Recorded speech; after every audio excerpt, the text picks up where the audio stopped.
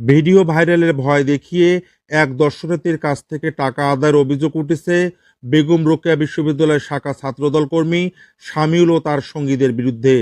এ ঘটনায় 5 জনকে আসামি করে বিশ্ববিদ্যালয়ের পুলিশ ফাঁড়িতে সাধারণ ডায়েরি করে ভুক্তভোগী শিক্ষার্থী। মঙ্গলবার রাত 8:30টার দিকে বিশ্ববিদ্যালয়ের ভিসি রোডে ক্যান্টনমেন্ট পাবলিক স্কুল অ্যান্ড কলেজের ওই শিক্ষার্থী তার বান্ধবীকে নিয়ে বইমেলায় আসেন। পেছন থেকে ক্যাম্পাসের 13তম ব্যাচ ভূগোল ও পরিবেশ বিজ্ঞান বিভাগ ছাত্র মোহাম্মদ সামিউল ইসলাম সহ 5 জন তাদের পথ রোধ করেন। এ সময় তারা দুজনের ভিডিও ভাইরাল করে দেওয়ার হুমকি দিয়ে টাকা দাবি করেন। টাকা নেই জানালে তাদের জোর করে পার্কের মোড়ে একটি দোকানে মোবাইল ব্যাংকিংয়ের মাধ্যমে 1900 টাকা ক্যাশ আউট করে নেন তারা। এ বিষয়ে সামিউল ইসলাম বলেন, আমি টাকা নেইনি, এক ভাই আমার বিরুদ্ধে থানায় ডায়েরি করিয়েছেন। কে এই টাকা নিয়েছে সব প্রমাণ আছে, আমি শুধু ওখানে গিয়ে ফেঁসে গিয়েছি।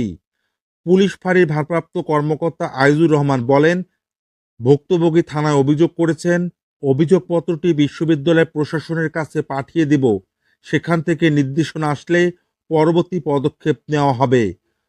বেগম রোকেয়া বিশ্ববিদ্যালয়ের প্রক্টর ডক্টর মোহাম্মদ ফেরদৌস রহমান বলেন, অভিযোগের বিষয়টি জেনেছি, বিশ্ববিদ্যালয় প্রশাসন দুপক্ষকে নিয়ে বসে সিদ্ধান্ত নেওয়া হবে।